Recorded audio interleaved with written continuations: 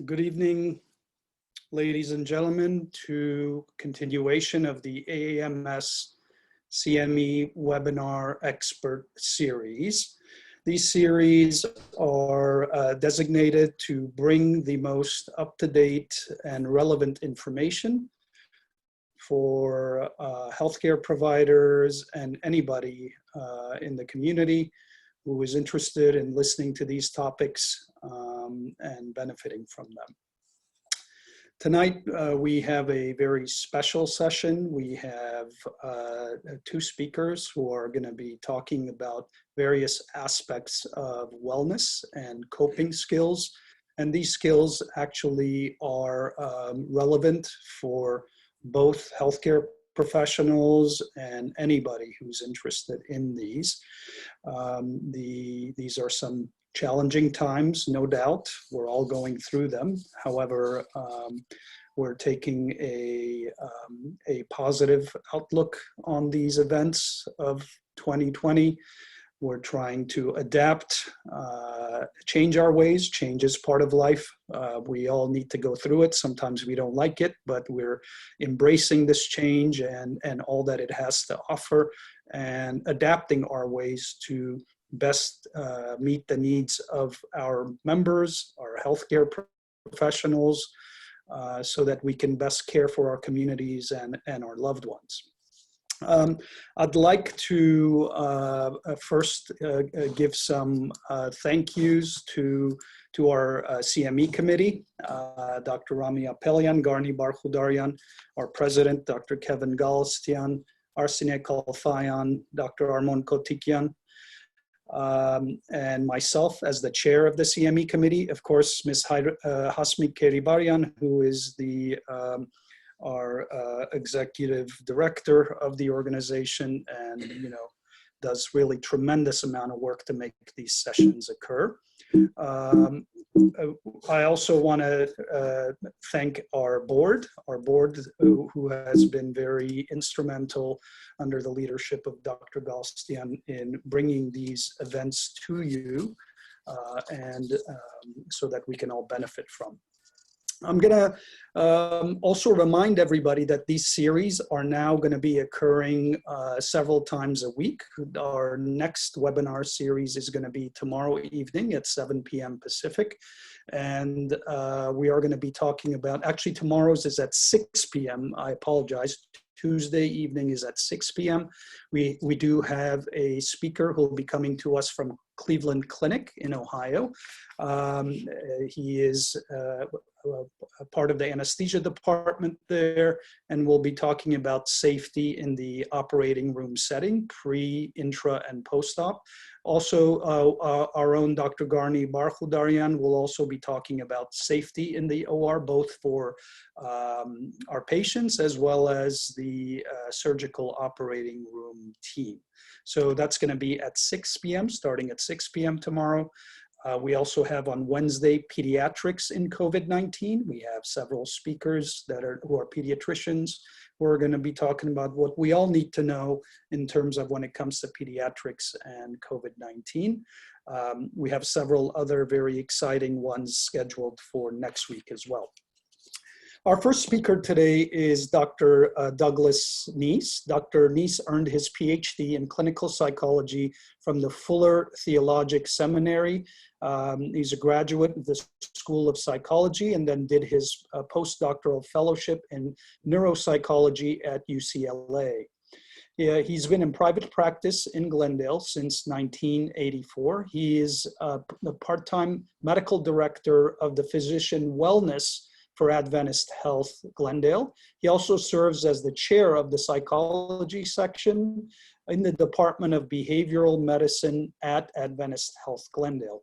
He's the co-chair of the Ethics Committee and is a member of the Physician Wellness Committee. And Dr. Nies also serves on the governing board of Adventist Health Glendale.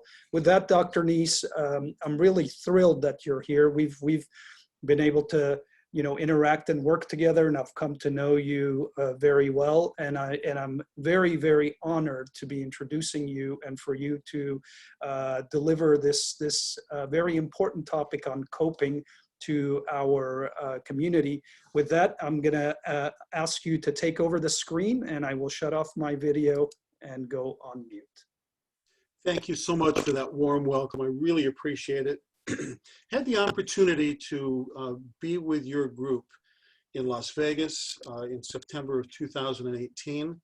And I feel very, very honored that you invited me back to participate in this. And the ones that I've participated in previously have just been outstanding. I've been very impressed with the content as well as the organization of these series. Well done, and I think a very important part when we can't be meeting face to face. So taking good advantage of technology. So tonight I wanted to go over some concepts about coping with COVID. And it's a different situation than so many of the other types of stressors. COVID is so different. It's an invisible enemy, and it's different than other natural disasters that, you know, a flood or it strikes and then it recedes. This is kind of going on all over the world. And so it impacts us in a different way. So to start with, I would like to acknowledge that I don't have any disclosures. And there we go. So let's go over the goals of what I want to accomplish with you tonight. The first is I want to put this into a perspective. And the COVID-19 pandemic is a real part of truly history, and we'll unpack that as we go along. Secondly, I think we need to look at the complexity of how this is impacting every area of our world and our lives. The third area is I want to look at the understanding of our vulnerabilities. How does this impact us? What are the areas, and why are we vulnerable to this? And I'm not talking about that biological side. I'm talking more about the psychological side. Then the fourth area is concepts of coping. What does it mean to cope? How do we cope? What are the types and styles of coping? And we're going to unpack some of those. And finally, getting very specific of what are the tools of coping for this whole pandemic. So we've never really experienced anything like this in our lifetime. It's different than what occurred in Y2K, which was kind of crazy, and nothing ever really happened. We were fearful that the whole world was going to fall apart, and it didn't. 9/11, again, some similarities. We thought we'd never get back to normal life. We kind of did, other than sometimes having to take our shoes off in the airport, but pretty much life has gone on. At this point, there are unknowns, many, many unknowns about this, and that's part of what goes on with the complexity. So it's nothing new, but at the same time, throughout history, we've had all sorts of pandemics that have all really but been continuous. So commerce, war, travel, all of these things have kept the world small and spread all sorts of contagion. So we want to find the perspective in this pandemic. So first of all, I'm going to go through these slides quickly, but I want to highlight these are different pandemics, epidemics, plagues, historically that have occurred. And so death toll of 100,000, another death toll of the plague of 5 million, 25 million, 75 to 200 for the Black Death, bubonic plague. 15 million in Mexico and Central America in 1545. In the Americas, 90% of the indigenous population was wiped out.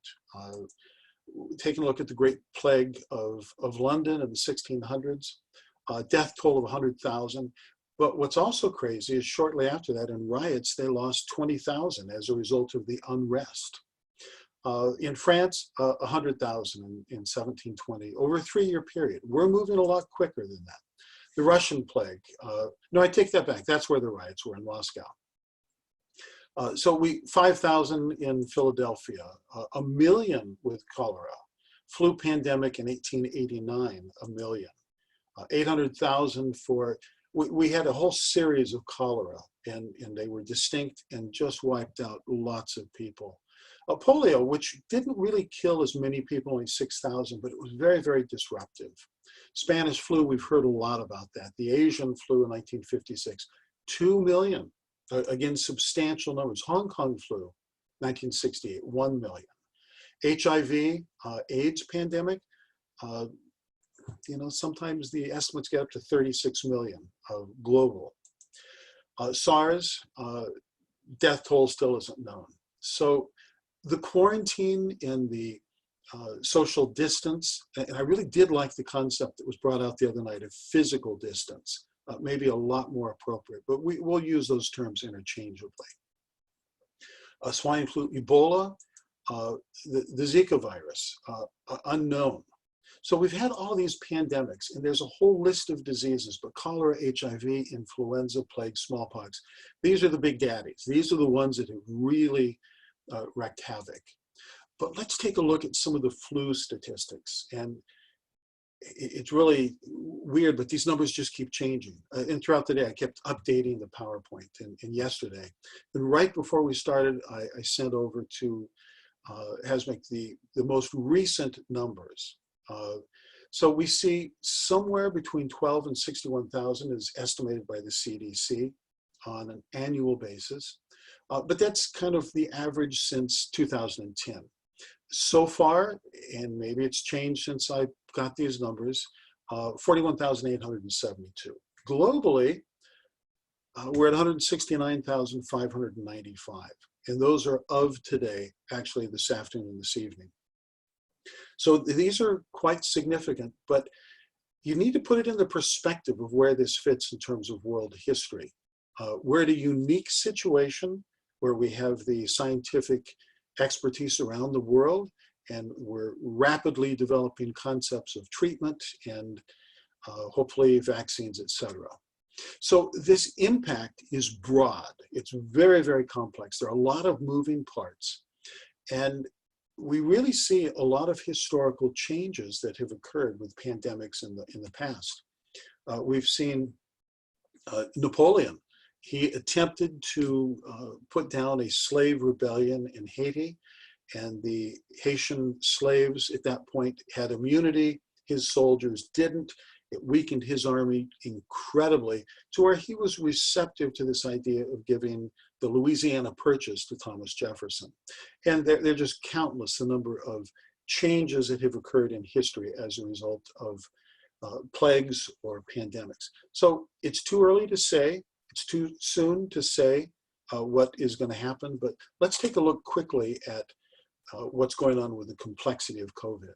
It's a medical disease with a very clear biological path. But beyond biology, it affects almost every aspect of our lives. So it affects us in a social or societal level. We have the phrase, we're all in this together. That's a very, very important part of how we're attempting to isolate and do these together. We see interesting things occurring where people in Italy are going out on their balconies and singing. We're seeing concerts from home of major stars in the United States with the message, we're in this together, and as we function as a team, we can make a difference with this. Flattening the curve, as has been discussed, sharing resources, cooperation, no gatherings, keeping the fear alive, and it's a fascinating piece. If we have no fear, we'll make foolish choices. If we have too much fear, we'll make foolish choices. So there has to be kind of this balance in there. From a political position, a lot of leadership issues going on, finger pointing and blame, and how are we expecting government to protect us during this time? Are they sufficiently protecting us? Are we getting the resources in the right spots? Are they hiding or sharing resources? So a lot of political issues that could have lasting effects. Financial, boy, that one just is so easy to see with Wall Street. It is kind of scary to see what's going on and what savings are being depleted. The stimulus package, the business shutdowns, the business failures, so much is going on with that. No evictions mean rent. A lot of investments are being challenged at this point. restaurants shutting down, hourly workers, on and on. Psychological. People hold beliefs that this is never going to end. It's never going to be the same. Our world is going to be drastically changed forever. The whole stress response that we have, and we'll talk more about that in a few moments. Boredom, compliance, getting a perspective, reactions, hope, resilience, burnout. So we're dealing right now, tonight, with a group of healthcare providers. And we're going to be talking about the two different categories. Those who are on the front line and who are in difficult situations. But we also have plenty of healthcare providers who are stuck at home, or they're only working part-time, and things have just really shifted for them. So this psychological part, what are the beliefs that we hold about our world? What are the beliefs we hold about ourselves? And sometimes we think, this is never going to be over. And it's somewhat like the mother who cannot wait for her little baby to sleep through the night, to get 8 hours straight, thinking, oh, I'll just celebrate when that occurs. And yet wrong. The first night you don't hear that baby crying, you run into the room thinking, oh no, she's not breathing. So sometimes we kind of play it off at both ends and make our lives more complicated. Behavioral, oh my goodness, the hand washing. We've tried to get doctors to do that, at hospitals for years, and suddenly everybody's focused on hand washing, not touching your face, coughing into your arm, not shaking hands, changing the way we interact with people, keeping social distance, wearing masks. All of those are behavioral components. Certainly emotional, variable moods, depression, anxiety, fear. And this last one, spiritual. Now, this is different than religious. Spirituality is that aspect, though, of our humanity that it refers to the way that we seek and express meaning and purpose, the way we experience a connectedness to the moment, to ourselves, to others, to nature, to the significant, to the sacred. It has a lot of meaning making. That's one of the coping strategies that we're going to talk about too as we go further. So we're going to go through these quickly. The cultural changes, the physical distance, the isolation, crazy behaviors that make no sense. What people have done with toilet paper is just amazing. Two kinds of shoppers. Please notice the one in front with all the toilet paper, the towels, the guy behind with a box of Corona. How fitting. Our culture has been impacted. This was actually at the Burbank Vons, one loaf of bread. Costco, long lines just to get in. Inside, empty shelves. Plain to empty stadiums, just a real change. What's going to happen to the NBA? Will our Lakers get a chance to emerge? So there's confusion, there's misinformation, there's ignorance. And this cartoon kind of summarizes it. Wash your hands often, but don't touch your face book. So here's a series of 10 points that kind of illustrate a lot of the misinformation that then provides some confusion and emotional distress. Basically, you can't leave the house for any reason, but if you have to, then you can. Animals are not affected, but there's still a cat that tested positive in Belgium in February when no one had been tested, plus a few tigers here and there. The virus remains active on different surfaces for 2 hours. No, 4, no 6. No, we didn't say hours, maybe days. But a damp environment, oh no, not necessarily. You should not go to hospitals unless you have to go there. Same applies to doctors. You should only go there in case of emergency, provided you're not too sick. There's no shortage of groceries in the supply chain, but there are many things missing in the supermarket when you go there in the evening, but not in the morning sometimes, but there's a long line. You'll have many symptoms when you're sick, but you can also get sick without symptoms, have symptoms without being sick, or contagious without having symptoms. Masks are useless. And I can't read because the screen is being covered by the pictures here. So you can read through those. It highlights the confusion that's out there. How long this is going to be. And those rules keep changing every day.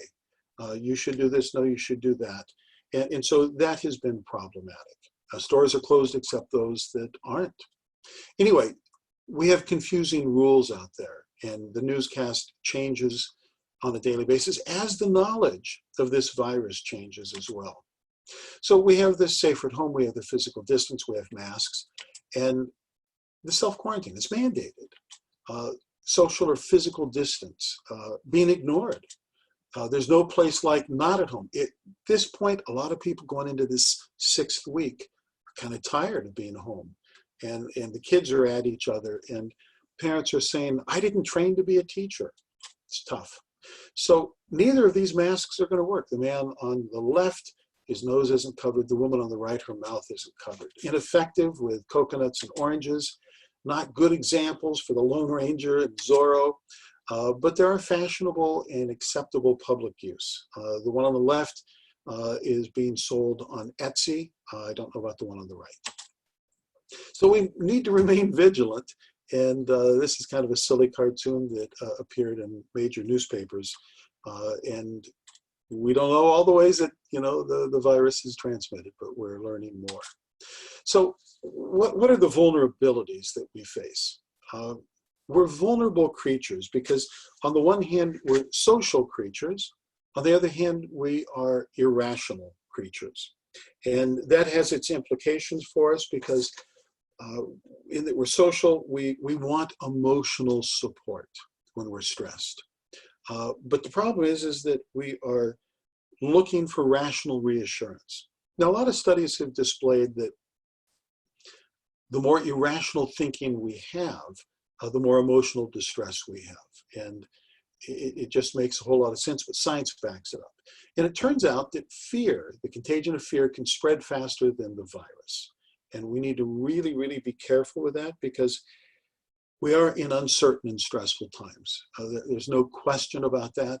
And the whole fear response is a fascinating one. So the amygdala part of the brain is designed to detect threats.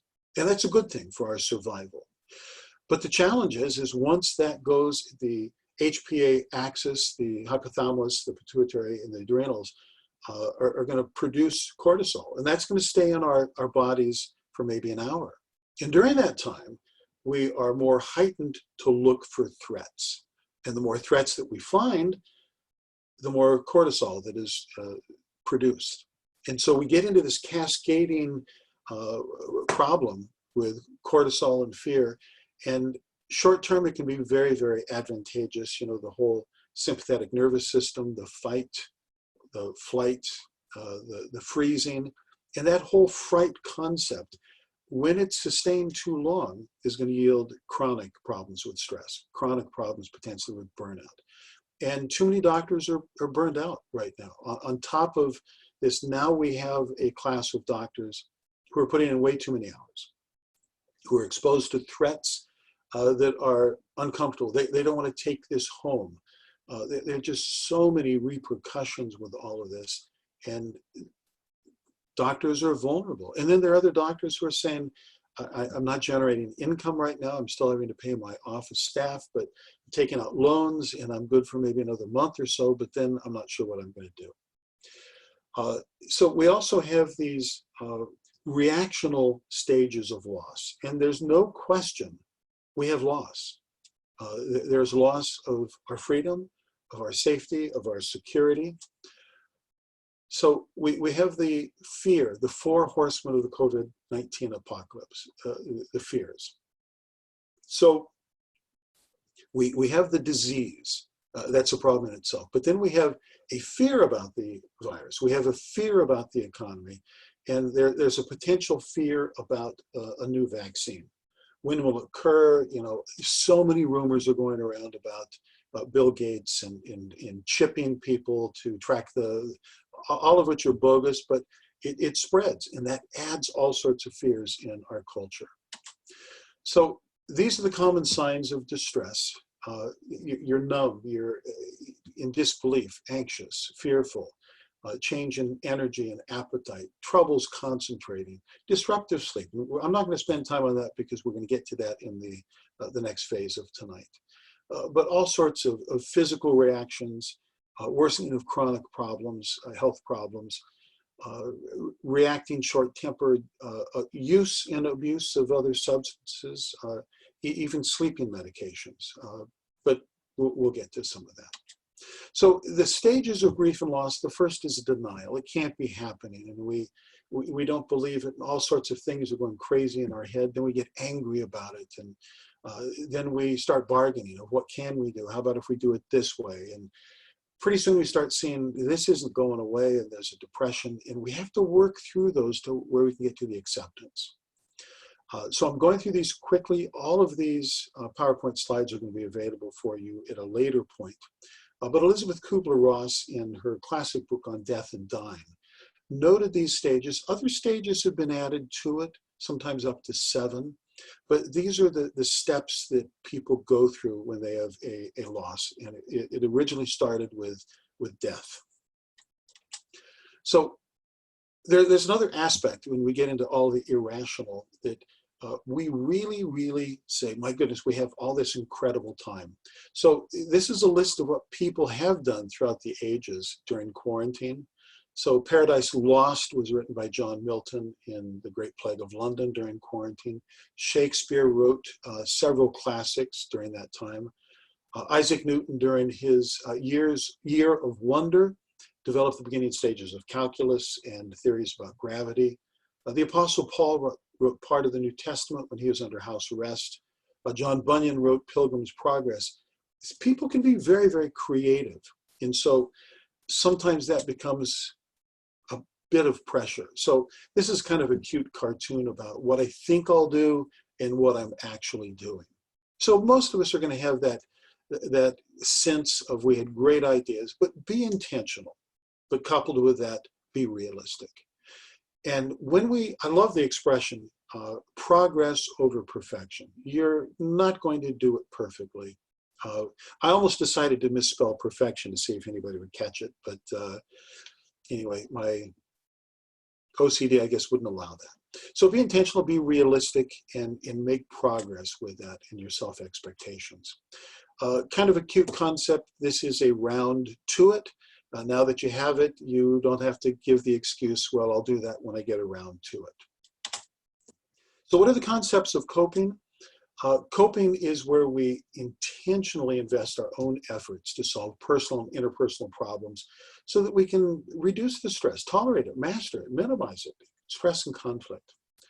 So there are lots and lots and lots of different coping strategies that have been identified.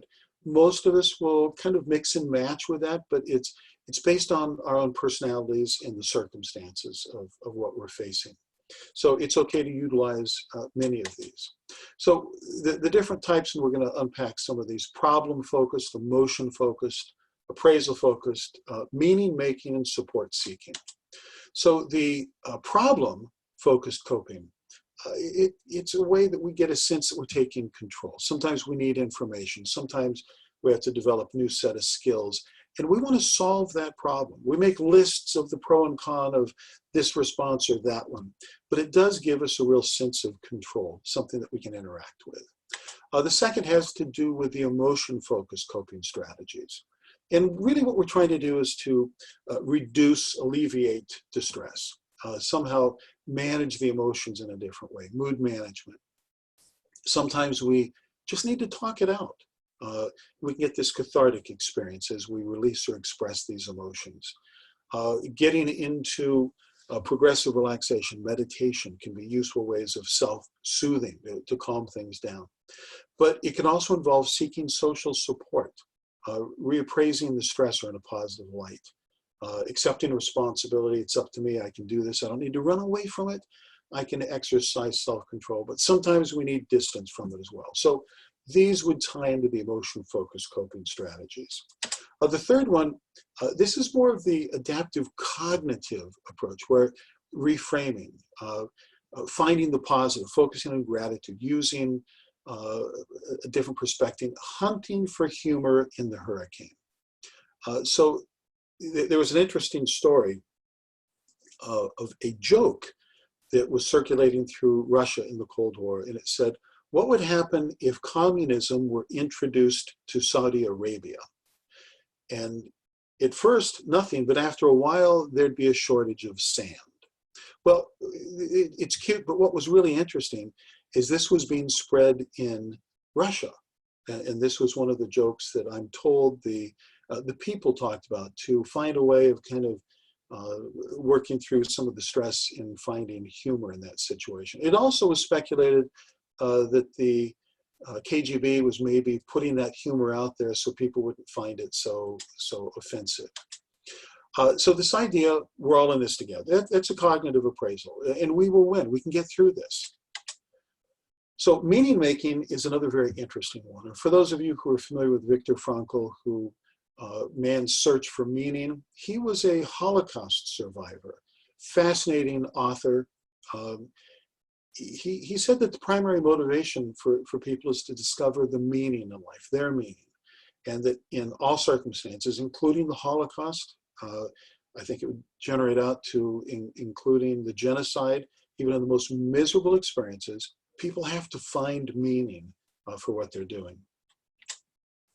Spirituality, I've mentioned this before, that aspect where we work to find our meaning and purpose, and that it's very important that we can be in the moment, connected to the moment, connected to ourselves and to others as a part of surviving conflicts, crises, stressors. One of the interesting stories is how Mothers Against Driving came to be. Candace Littner lost her daughter, killed by a drunk driver, and this was the way she brought meaning to her loss in a way that she could make a difference. So I had mentioned seeking support. We really want to remove the stigma for people asking for support. Learn to ask for it. Help is available. And I say on the slide, even for you, because we all have this tendency, oh, that's for somebody else. You deserve to be listened to. You deserve to be understood. And that support is, in fact, available to you. So the tools for coping.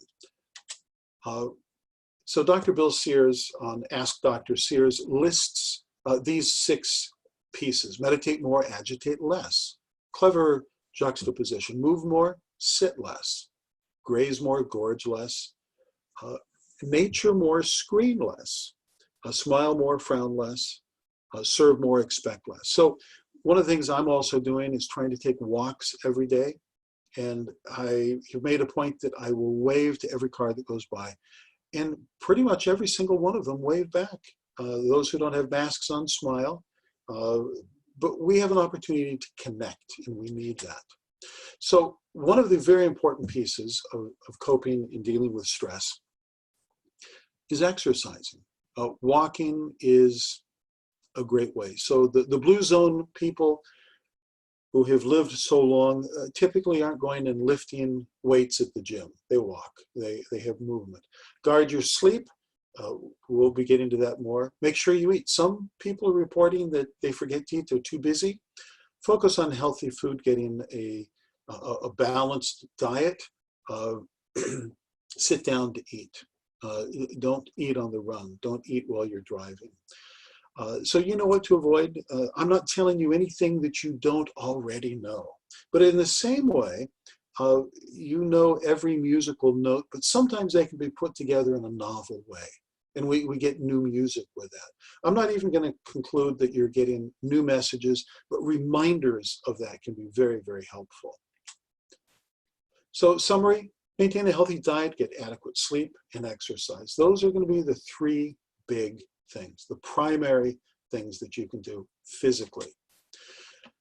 So, newsflash, you also need to take a break from watching the news, including social media. We can only hear so much of it before we start finding ourselves getting upset. Now, I love this one. The grandfather is saying, I shipped overseas for 33 months, marched through muddy fields and jungles and dug trenches under enemy fire. I did it for the sake of other Americans. The grandson, the millennial, is saying, I've been stuck mostly at home for 2 weeks, forced to eat takeout and binge watch series on Netflix. I don't know how much more I can take. Well, so we have this contrast with perspectives. We who are kind of sheltering at home, It's uncomfortable, but we have it made. We are safe. There are worries out there, and I don't mean to minimize those. So one of the things that sometimes are important is to take a look at, what do we say to our kids? How do we talk to children about this? And the real important point here, many of you, maybe most of you, have children at home, but not all of you. But in spite of the parenting that's appropriate at this stage, all of the above on that list that I have there applies to you and to me. We need to remember to acknowledge our feelings, to try and be calm. Now, we were talking before about the contagion with feelings and how that can spread so rapidly. Most of you know the concept of a meme, and we think of that today as a really interesting GIF or little picture that's funny, and it just is spread around on the internet rapidly. So meme is to memetics as genes are to genetics, and there is a viral component to that. And it's considered to spread in somewhat of the same way or the same stages, the same concepts as a virus. So a virus is going to have the stages of attachment, penetration, uncoding, replication, assembly, and release. Well, we do the same thing with thoughts. And we will share thoughts. We will share rational and irrational, but we also share feelings and emotions. So this first point on this list of remaining calm and reassuring, that's contagious, as is being anxious, stressed, and having a short fuse. So we want to model these things for the kids, and we want to apply these things to ourselves as well. So here's the struggle: capacity for patience or capacity for patience. It's a rough one, but the thing I like about humor and cartoons is it really seems to capture the pulse of what's going on for us. So this is a child's rendering of that I got from a friend. It was recently drawn, and you can see this interesting combination. On the one hand, there's the bat, this black bat that represents COVID-19. But at the same time, there's green grass that they're planted on firmly. There's a blue sky and there's sunshine. And so I think that this is a message of a degree of security that we want to provide to our children. And we need to be able to be realistic with them and with ourselves. So teaching kids simple things that are under their control is part of a coping strategy for us as well. These are simple things that kids can do, and it has a huge impact on preventing the spreading of germs. And we need to remember there are basic things that we can do for our physical health and for our mental health as well. So it implies and emphasizes we need to recognize what's under our control. There are things that you can't control. How long this is going to last? When is it going to end? Other people hoarding toilet paper, what the government's going to say, what China will admit, when the vaccine will be available, what's the NBA going to do? Will LeBron get his LA title? Then there are things that we can control. And one of the big ones that we learned from Holocaust and Viktor Frankl is attitude. Gratitude research is really big. Positivity and gratitude are two things under our control that require choices, but it also requires practice because it's tough to shift that aspect of our thinking. Responding to others is under our control, and I've been practicing that, and I really like the results. And my wife asked me this morning in our early morning walk, will I continue that afterwards? And it's like, I don't know, I hope so. So we need a daily routine that stabilizes and anchors us. Schedules are so very, very important. Setting short-term goals. What are we going to accomplish in our day? What's our focus? What do we want to learn? What do we want to experience? What do we want to share? What do we want to help? Be careful about the media selection. Be careful about the selection of people with whom you connect. Reach out to people. That's under your control. You don't have control whether they'll always answer or be available. We also have, this is a tough one, but we have a degree of control over our urges and impulses, our self-discipline, and we can, in fact, grow with that. So the Serenity Prayer is the classic. Grant me the serenity to accept the things I can't change, the courage to change the things that I can, and the wisdom to know the difference. a classic prayer and poem that was written by Reinhold Niebuhr and is now used through most of the 12-step organizations. Very, very useful concept. It's been updated and translated, and here's one that W.W. Bartley wrote in 1990. And I would label it as fix it or forget it. You know, if there's something you can do about it, go for it. If there's not, let it go. So we have to differentiate between the two types of providers, those who are on the front line, those who are stuck or staying at home, because the coping strategies are actually different between the two. Frontline, you need to limit the hours. You have to set boundaries. You have to take breaks. You have to recognize that you have needs, and those are going to be different from your patient's needs. And that really to yield your best effort, it's not going to be working excessive hours. Don't be the Lone Ranger, work with a team. The buddy system is useful, research shows us, where you can monitor each other's workload, their stress, their safety. Having someone that you can talk to about the experiences so that we don't get this secondary trauma of bringing it into yourself of what you have observed. And there are tough decisions being made. Talking to patients, families who are dying, really, really tough stuff going on. Staying at home, make a schedule, shower and dress daily. That's kind of a simple thing, but it makes a difference. Connect, take time to walk, consider what you want to be reading and learning. Be very, very intentional about your days. And one that I think is so important, find and explore the silver linings. So even though this is a horrible situation, there are benefits that are coming out of it, and you have to find them for yourself because that's under your control. So the concepts of self-care is not selfish. Put your oxygen mask on first. And you know that because we've all traveled. In the event of cabin depressurization, an oxygen mask will descend. Put it on yourself first before assisting others. This one my wife dislikes, but I like it. Take a smoke break before you burst into flames and burn out. No, not advocating taking up tobacco, but you get the point. Be intentional, take time to unwind. It's really, really important because you're also then modeling balance. You have to practice that. Be the role model for yourself, for others, and remember that a merry heart doeth good like a medicine. A sense of humor is really, really important. So two kind of cute, if you're contagious, fax us your symptoms and Dr. Sims will email his diagnosis.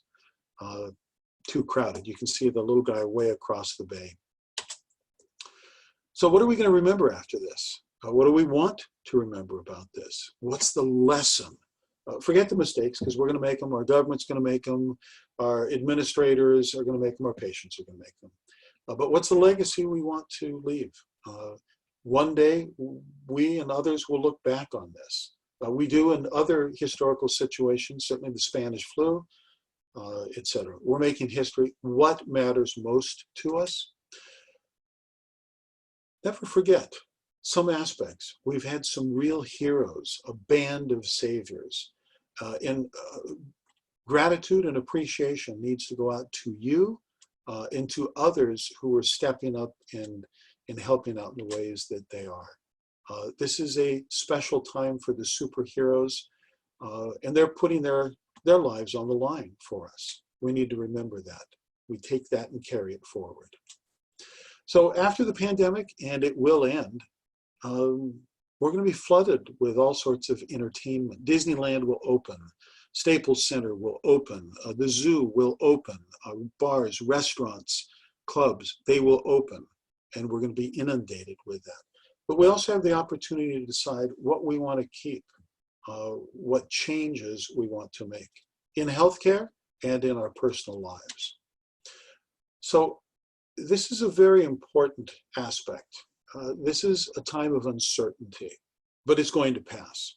And once again, we will return to what we perceive to be the stable and reliable life, where maybe we're going to become kind of immune. We're going to feel protected and sheltered when we're going to see the world as having some degree of predictability.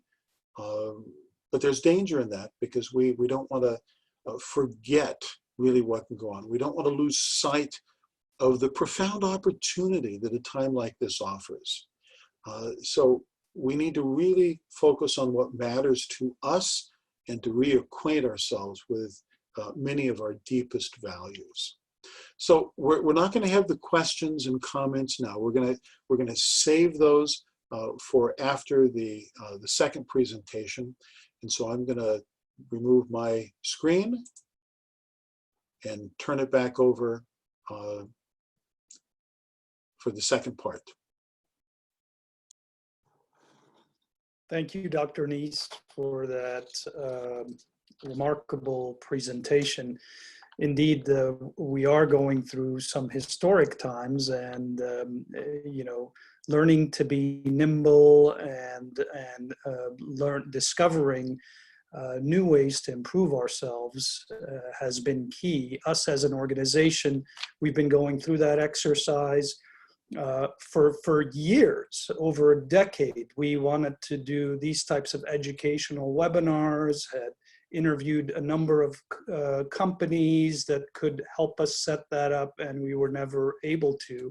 And of course, we've made history by being able to do these now almost on a daily basis.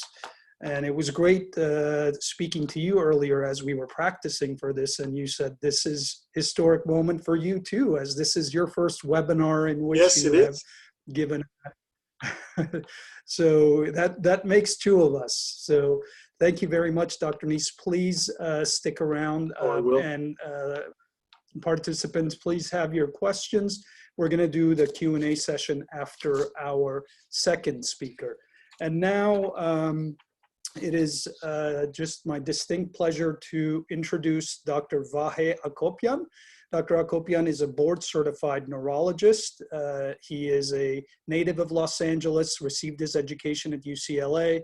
He did his residency in neurology at USC Keck and the LA USC Medical Center.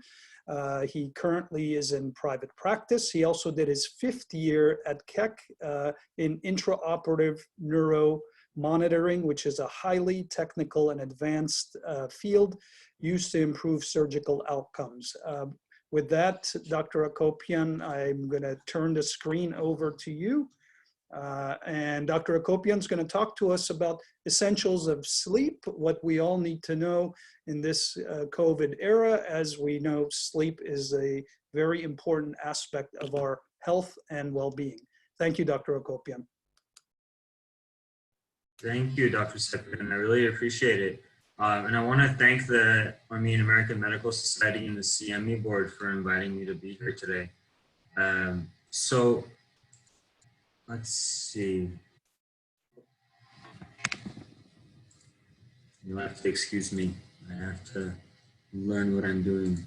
All right, so share screen. There we go.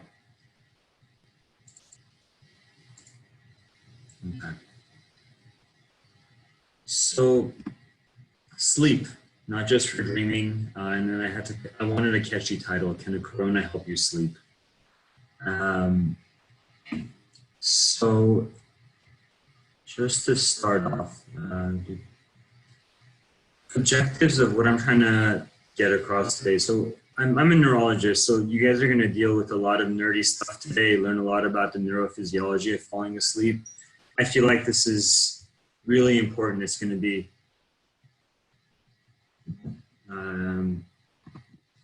so it's going to be a really important part of learning how to do or learning to understand what's going on. Learn what happens when your body falls asleep.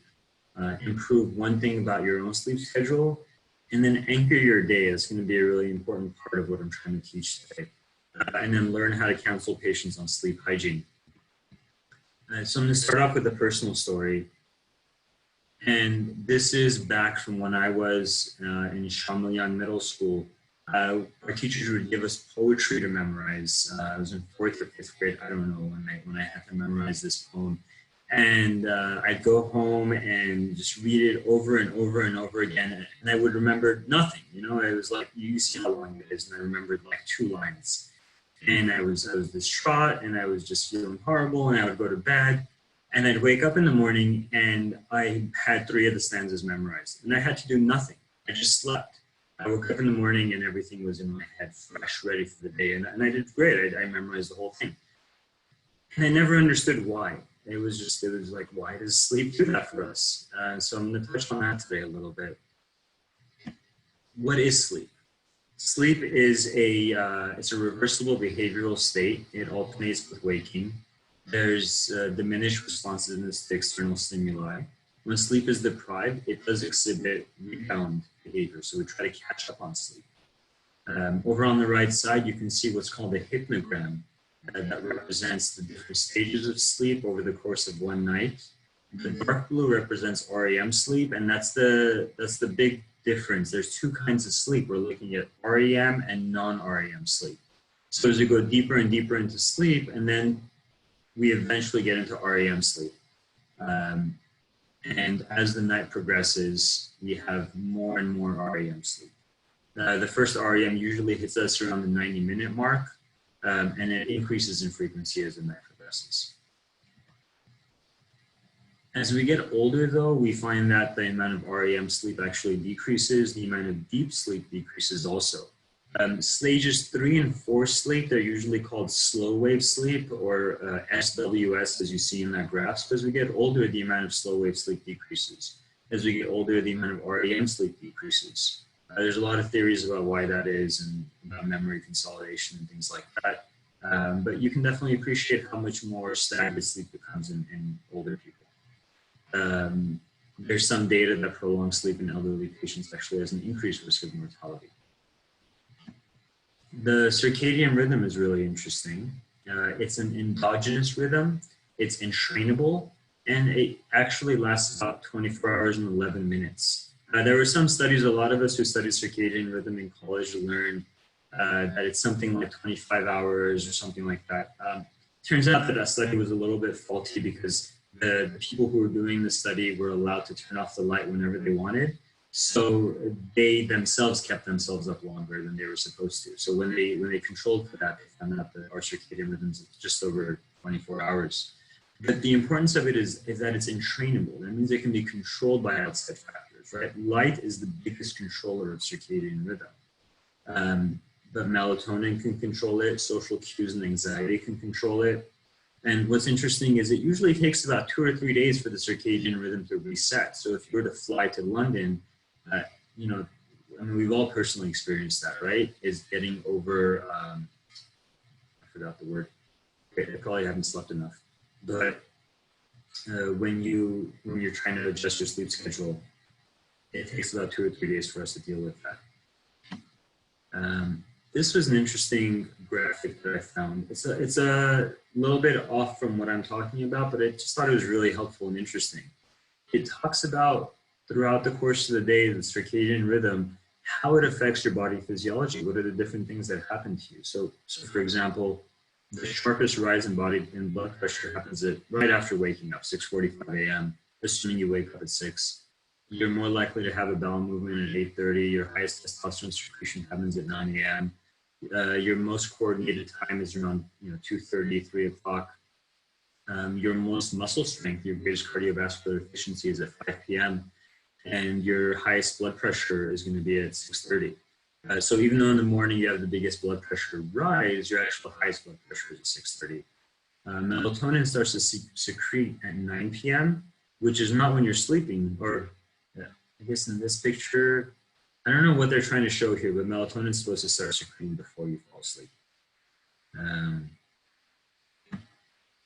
So how do we identify the different stages of sleep? And we do it based off of EEG and based off of your body movements, your muscle activity.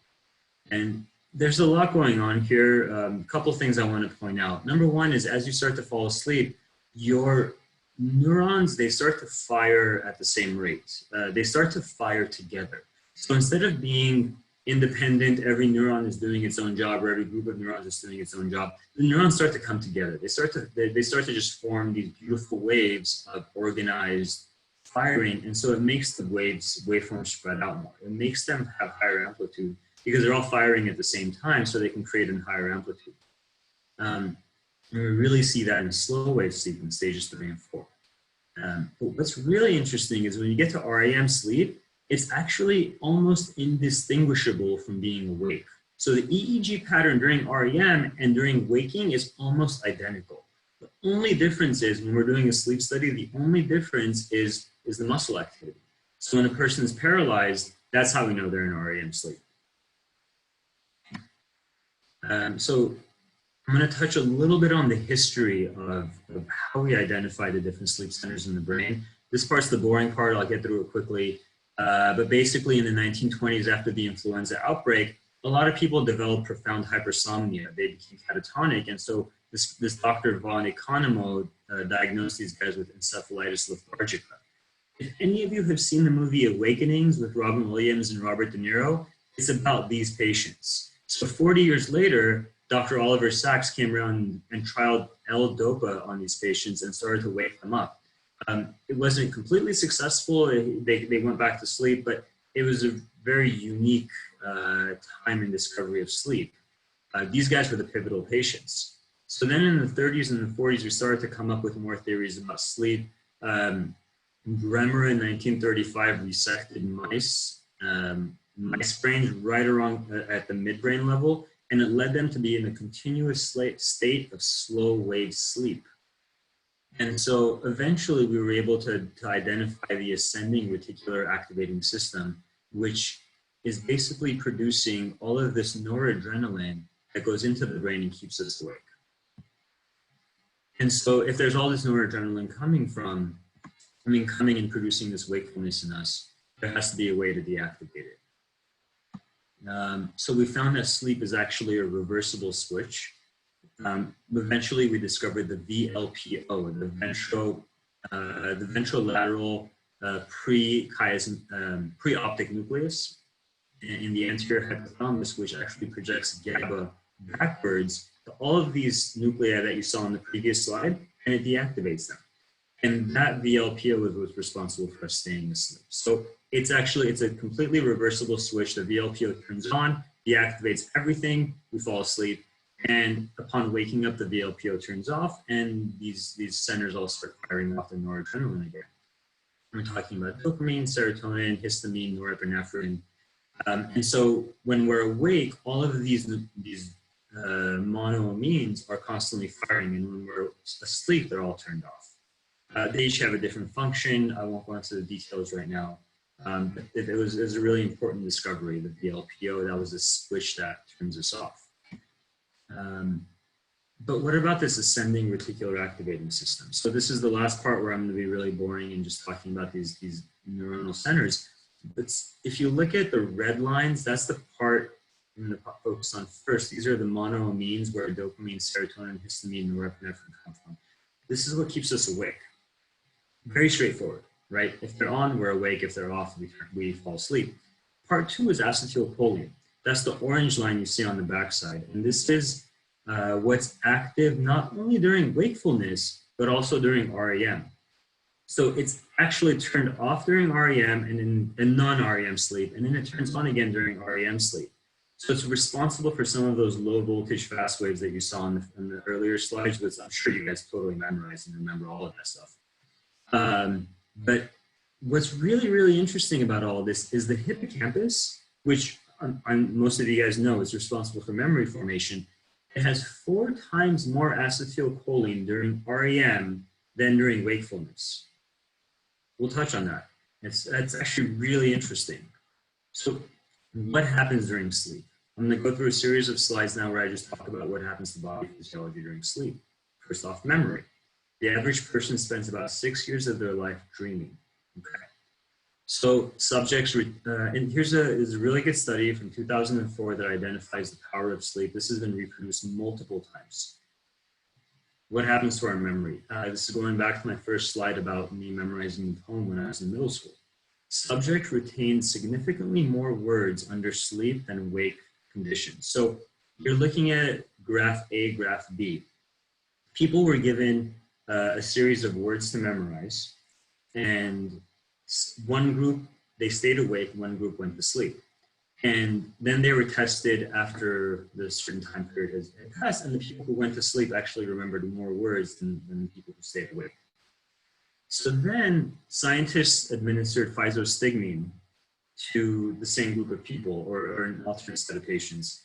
And they found that when physostigmine was administered, oh yeah, so what is physostigmine? Sorry. Physostigmine is an acetylcholinesterase inhibitor. So it increases the amount of acetylcholine during non-REM sleep. And so all these patients who are not supposed to have acetylcholine in their brain suddenly have acetylcholine in their brain. And when they went to sleep and they woke up, they didn't remember things. There was no difference between sleeping and waking. So we found that that was a huge factor. The second, C and D are about they're more about procedural memory. They were doing tests like drawing lines and following things where you don't need your hippocampus. And so they found it didn't make a difference at all. So this led us to this whole two-stage model of memory consolidation. And then I promise this will be one of the last parts where I get super technical here, but this was really exciting for me when I was learning about this. So the hippocampus is necessary for the maintenance of recent memories. When you have your day-to-day activities, you're storing everything in your hippocampus. And the flow of information between the hippocampus and the neocortex is regulated by acetylcholine. So when you're awake, there's high amounts of acetylcholine. And what that does is it prevents any flow from the hippocampus back to the brain. So all that's happening is the brain is experiencing your day and pumping info into the hippocampus. The hippocampus is getting filled with all this information about things you experienced in the day, things that you learned. When you go into slow wave sleep, acetylcholine goes away. When acetylcholine goes away, suddenly the hippocampus is allowed to communicate with the neocortex again. So the idea of this is now the hippocampus is like, I've had enough, I can't carry anymore, take it all back, take it all back. And it's happening during sleep. And so now the neocortex is receiving back all the information that it had to deliver into the hippocampus. But then during REM sleep, the hippocampus shuts off again. It shuts off again, and now the neocortex is left, the cortex, your brain, is left to now consolidate all of this information that it experienced during the day, and that's when you dream. You dream so you consolidate everything that you learned during the course of the daytime. It's really exciting. I know I'm a nerd, it's okay, but this is fun stuff. So moving on, what else happens when we sleep? Our immune system. In rats who are sleep deprived for 96 hours, they had an increased amount of C3 corticosterone levels. In humans, we took 25 healthy young males and we split them into two control groups. One group only got to sleep 4 hours a night, the other group slept normal amounts. On day 4, they all received the flu vaccine. So then we followed and we found that on day 10, the IgG levels in the group that were sleep deprived were actually half of the group that had normal amounts of sleep. But then we allowed them to catch up on their sleep. And when they caught up on their sleep, we found that the levels of IgG actually equalized. So maybe we're able to catch up. Good. On the graph on the right side, what you're looking at is people who were injected with the hepatitis A vaccine, and we're looking at their CD40 Th cells. And the black line is people who had normal sleep. The white line, the night before they were going to get their vaccine, they were not allowed to sleep. They stayed awake. And so you see over time that these guys actually have less of the CD40 Th cells, and this is over the course of 52 weeks. So this is pretty significant data. We see immune system changes happening. Sleep, debt, and repayment. So I talked about how we can maybe catch up on our sleep. There was a graph, so the hypnogram you're seeing on the bottom right is the same one I presented to you guys at the beginning of this talk, but what I was trying to find that I couldn't find, but it's true, I just had a hard time finding the graph, is when we fall asleep after sleep deprivation, REM happens right away. You go right into REM sleep. It's like the brain knows, the brain needs immediately to get back into REM to recover what we lost. So there are some recommendations on what we can do if we do have a sleep debt. We can pay it back. There's short-term sleep debt. So a lot of us, we have a busy work week and we don't get the sleep we want, or our kids are keeping us awake. So if you missed about 10 hours of sleep over the course of a week, you can add 3 or 4 extra hours on the weekend, and that'll let you catch up. And then just give it another 1 or 2 hours per night the following week to get that catch up, and you'll get it, and the body usually recovers. If you're having a long-term debt, meaning months, years that you haven't been able to sleep, then it's going to be a little bit harder. It's a little bit more of a challenge to recover that, but it's still recoverable. One suggestion I was reading about was take a vacation. Take a vacation, but don't schedule things. Don't go on a tour of museums. Don't do this, don't do that. And don't drink every night. You know, like you go on vacation, you're like, oh, I get to relax, I get to have a few drinks, this and that. Don't do that. Just go to sleep. You know, you have a relaxing day, sleep as long as you need to. Even if you sleep 12 hours, the body will kind of readjust that. And so after a few days of a vacation, it gives you that extra boost to get back into your life. Now start to catch up on your short-term sleep. And then, of course, you have to avoid backsliding into a new debt cycle. So factor your need for sleep into your new daily schedule when you get back from your vacation. And we're going to talk a lot more about this. Here's another really cool one, the lymphatic system. So what happens during sleep to your lymphatics? How the brain clears waste and fights infection has always been a mystery. While the brain has blood vessels, there was actually no evidence. We did not know the brain had a lymphatic system until about 2012. It was the first time we discovered a series of channels that surrounded the blood vessels that are draining fluid the way the lymphatic system drains fluid. Never knew. So a few really interesting things happen to our brains during sleep regarding the lymphatic system. The noradrenaline I was telling you guys about in the earlier slide, the norepinephrine, the dopamine, the serotonin, because they're activators, they cause the neuronal cells to swell up. And so, the cells are active, they're doing all these things, they're a little bit more swollen, they need that space, they need fluid inside of them. But when we're sleeping and all the noradrenaline is gone, these cells are now starting to shrink down again.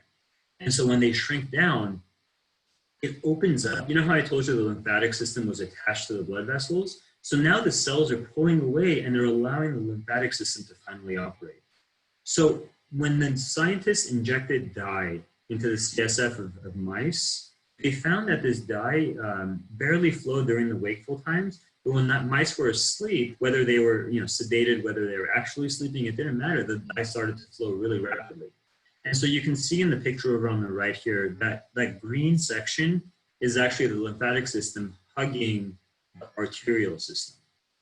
And so when the cells shrink, that system expands a little bit, giving room for some drainage. And so the really exciting thing that scientists discovered, when we injected beta amyloid, you guys all know beta amyloid, right? That's what's responsible for Alzheimer's, the really famous plaque that builds up and causes Alzheimer's disease. When mice were injected with beta amyloid and they fell asleep, that beta amyloid disappeared twice as quickly than when they were awake. So we now know, or we're now assuming, the lymphatic system is directly responsible for draining the lymphatics, draining the beta amyloid, and the lymphatic system is what's active during sleep. So we need some more sleep, or we need sleep. Cool. So kind of switching gears and going a little bit into the whole advice department. How do you avoid sleep deprivation? So one thing you really want to do is you want to create a sleep sanctuary. And, I've seen people make this mistake, from the most intelligent person to, not, is you need to create a safe space for sleep. Your bed is not for your TV. It's not for your laptop. It's not for Instagram. It's not for Facebook. Those are all stimulating activities that needs to not happen when you're sleeping. Your bed is only for sleep. It's only for intimate activities with your loved one. It's only for restful activities. So keep that stuff away from your bed. Keep it away from the bedroom. The bedroom, when you walk into your bedroom, your brain should automatically be going into, okay, this is where I rest. This is where I relax. That's step one to falling asleep.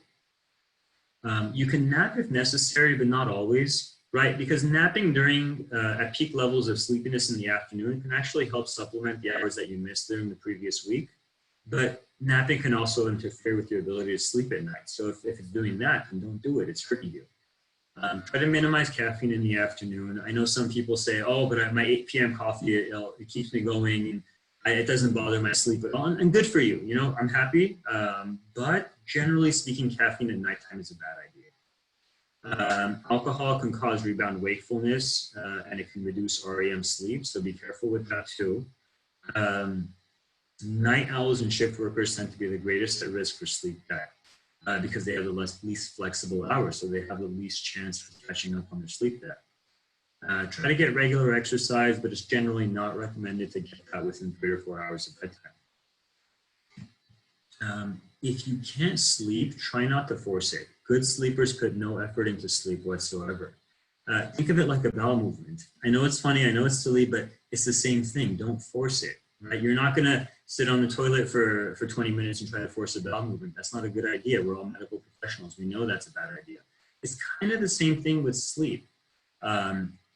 Do set up a sleep schedule for yourself. You deserve to have a solid sleep schedule. If you find you're having a hard time falling asleep, don't spend more than 20 minutes tossing and turning in bed. Get out, go do something different, try to do something relaxing, and then come back again and try to sleep again.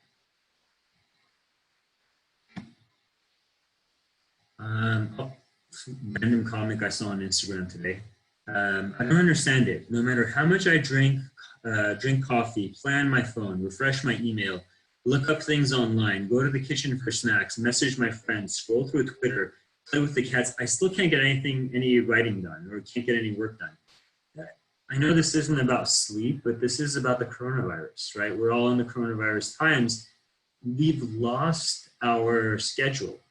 That's probably the biggest thing that's hitting most of us, is we've lost our schedule. The guy in the comic, he's lost his schedule for work, but we're here in this lecture talking about sleep. So sleep difficulties during a pandemic. Basically, probably the #1 most important thing is disruption of daily life patterns. You've lost your time anchors, right? Your 8 a.m., you had to drop your kids off at school. Now that's gone. Or your work started at a certain time and now that's gone. And so we've lost the anchors in our lives that would keep us going and maintain a regular schedule. And so now you're left catching up on things in your life that you would normally do before 8 a.m. So other things that are affecting us, obviously, other anxieties, other worries. On the previous talk, we did an excellent job talking about finances and just general concerns that we have on our day-to-day life. Depression and isolation are becoming more serious. I mean, people, family members, they can't see each other anymore. People that were used to seeing each other, or the opposite, you know, seeing family members too much might be a problem for some people. And some people needed their personal space. Some people needed their private time. And they're not getting that now because you're always in the same house together. And, you know, excess screen time is another big concern that we touched on already. I throw in a meme just to be funny. When you can't sleep, you have to wake up early. That's definitely true. So one of the most important points I want you guys to take away from this talk is setting anchors for yourself. Setting anchors is so important for making sure you get that daily routine in. Making sure the sleep is adequate, making sure everything else is adequate so sleep can eventually follow through. You have to have specific activities that have to happen at specific times, no excuses. On the right side, I took this from a homeschooler's website. She was talking about educating her kids and everything, but it's so useful and so important to all of us, even if you're not homeschooling your kids, which I think all of us are, right? I don't have kids, but I'm assuming. 9 a.m., according to this woman's blog, she said, no matter what happens, 9 a.m., the kids wake up, they have their breakfast. No matter what happens, 9:30, the morning meeting has to happen. 11 to 1 is her 4 R's. I think she said it was like reading, writing, arithmetic, and religion or something. But she was on point. 1 o'clock, always lunch. 4 o'clock, always the end of the school day. This time does not fluctuate. It's always happening. We've lost our anchors because of coronavirus. Build them for yourself. You have to have them because otherwise you will lose track and then that interferes with sleep later on.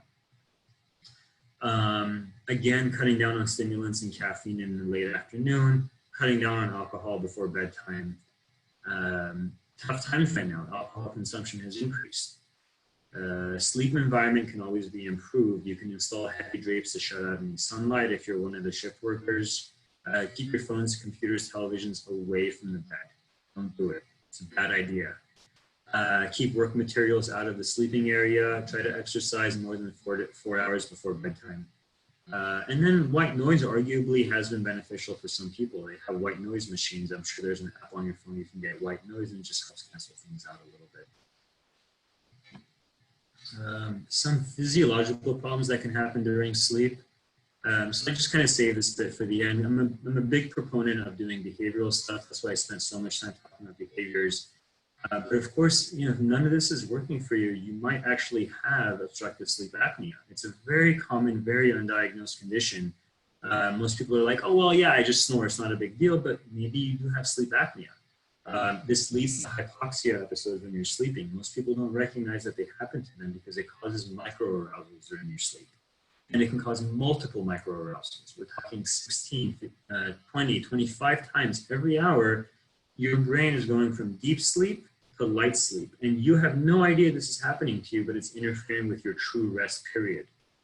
And here is a situation actually where sleep aids might be contraindicated, because if you do truly have sleep apnea and you take a sleep aid on top of it, you might exacerbate the problem. Because if you have sleep apnea and you're not getting good oxygenation to your brain, you add a sleep aid on top of that. Now your body, your brain is now numb to the lack of oxygen, and you're just going to sleep through the lack of oxygen.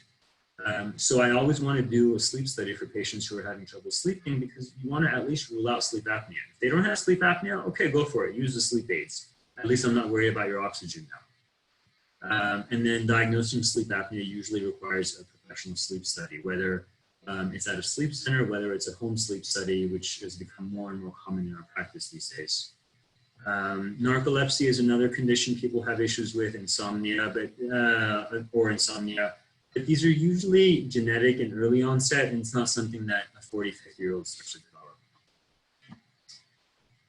And lastly, I saved for the end some pharmacologic treatments. And again, I try to save these for the end because I really feel like a lot of behavioral modifications can fix most of what we're dealing with. But if we have to, we have to. Sometimes temporarily you need to use some of these things. Ambien and Lunesta these days are increasingly popular treatment for insomnia. There are a few side effects for Ambien and Lunesta, but amnesia is a funny one. I like to avoid it with elderly patients because they might actually perform entire series of activities, wake up, but actually not remember any of it. There are examples in young people too. Somebody wakes up at 4 a.m., starts getting ready for work, showers and everything, walks out of the house, and then they realize they don't have to be at work until 8 a.m. This has happened. This is a true story. Or I heard on the radio someone was taking Ambien. It was one of the hosts. He's like, oh, I was traveling a lot and taking Ambien to sleep. He was in a hotel taking a lot of Ambien, more than he should have.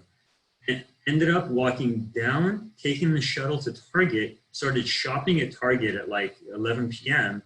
And then next thing he remembers, he's in the checkout line of Target. Well, it turns out he didn't do any abnormal behaviors, but he didn't remember any of that. So strange things like that have happened, and that he was overdosing, but still the idea is there. Please don't ask me too many Ambien physiology questions. I probably won't be able to answer them, I'm sorry.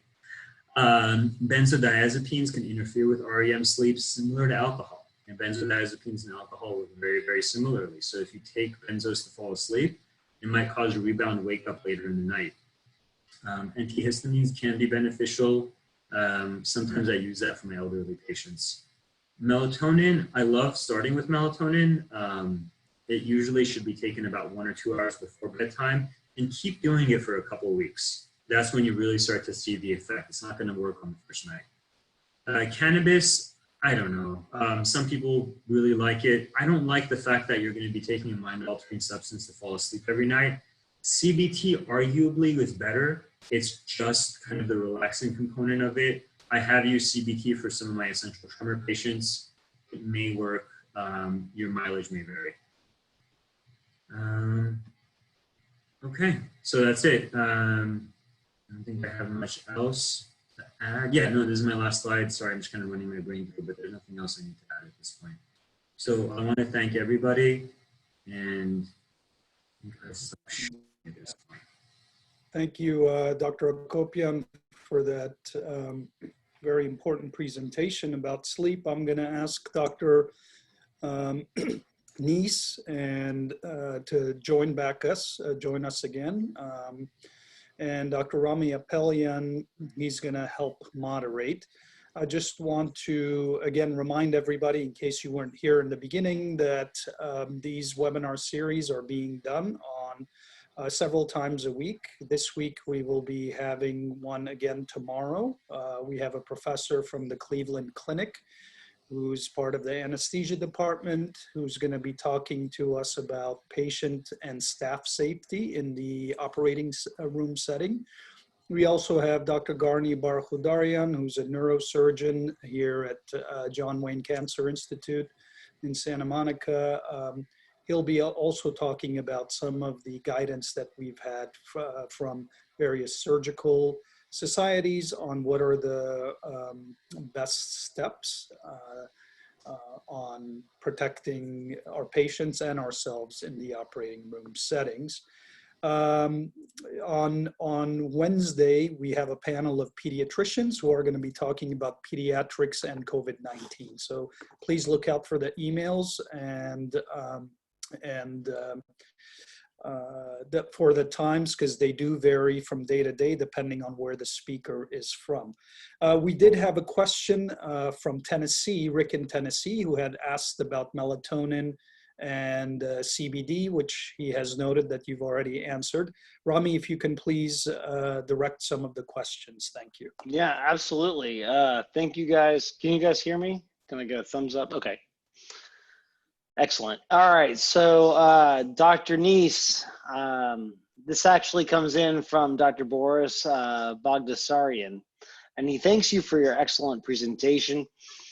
He is asking, in the context of the media fueling significant fear into the households, how do you best dispel the doom and gloom mentality and maintain your ability to thrive under these circumstances? Well, I think that the media makes its money off of sensational news, and typically negative news sells very, very well. It kind of hits into the fear factor. I think one of the key pieces is limiting the amount of news that we watch. We get to put a filter on that. We don't have to let all of that come in. And we do need to make sure that we balance our day with things that are uplifting, things that are positive, things that are joyful. So I think limiting that news and keeping a healthy perspective, it is a problem, what's going on in our culture, with all the different points of, the economics of what's happening, the deaths that occur. Maybe it's not as bad as many, if not most, of all of the other pandemics in terms of loss of life. But I think we just have to limit kind of how much of that we can absorb. But a great question. Good point. And I thank you for your response. And do you have any response to our viewers or attendees as to where they may find some resources that potentially could be uplifting? One of the things that I recommended to people, I'm a big believer in humor. And I think a sense of humor is so important to balance doom and gloom. And an assignment that I've given to people before that seems to play very well, let's say it's a family, is that, everybody collect their favorite YouTube or TikTok video, and then the family come together and share of what, tickled you, what was amusing to you. Laughter has a huge impact, not only on our immune system, but on our perspective as well. So the resources are out there based on what you're looking for. Humor would be the starting point. A second very important point, I think, is music. Music, Dr. Akopian can talk about, the value of music with sleep and brain entrainment and so forth, but music soothes the savage beast. We know that. And so there are certain musical songs that are going to slow us down and that are going to be conducive with rest. Queen, We Will Rock You probably wouldn't be top of the list for that, but that's a great piece of music to, amp you up for something else. That used to be one of the songs for us as a family when we'd go water skiing. We'd play that in the boat, but not great for nighttime trying to slow down. So humor and music would be two things that I would highlight that people utilize. Thank you very much, Dr. Nies. We just got a question from Dr. Hartunian, Dr. Armin Hartunian, who is a dentist. He says, both presenters, thank you. Very much enjoyed both presentations, but for Dr. Akopian, when the REM decreases in older age, is this because of increased levels of, is this because of increased stress of life? Grinding and clenching of teeth happens when patients are asleep. Bruxism occurs when patients are asleep. How is this related to REM sleep? Do we have, I guess, ultimately the question I think that we're distilling this down to is, do we have an understanding of why REM sleep decreases as we age?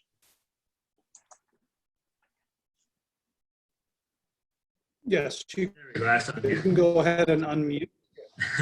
Sorry. I guess short answer is we don't know, but I can give you some conjecture. So some of the articles I was reading about, some of the thought processes is number one, older people don't need to consolidate as much memory. I guess one of the ideas is you're older, you've kind of experienced it all, so your brain is not as primed to be like, oh, let me process that and let me process that. You're just kind of cruising a little bit more. So the brain doesn't feel the need as much to consolidate information, but that's purely conjecture. If I had to take another guess, I would say the number of sleep problems actually increase with older age. So if you were to look at that hypnogram from earlier, not only is the amount of REM sleep less, the amount of slow wave sleep is also decreased. And so with a lack of slow wave sleep, you have less of a gateway to get into REM. So whether the amount of sleep apnea has increased in older age or there's other sleep conditions that are building, you're reducing the brain's ability to even get to REM sleep. And then lastly, the hippocampus itself it's a highly metabolic part of the brain. It's probably the most metabolic part of the brain. And it's the most likely to fail if you were to think about it that way. It's the fastest to start to sclerose. And so without a properly functioning hippocampus, you might have trouble getting into REM sleep. Thank you, Dr. Akopian. Dr. Akopian. We have another question here from Dr. Karchikian, Silva Karchikian, who's asking about meditation with helping with sleep and the role of meditation in coping with anxiety. Are there any differences in the types of meditation practice?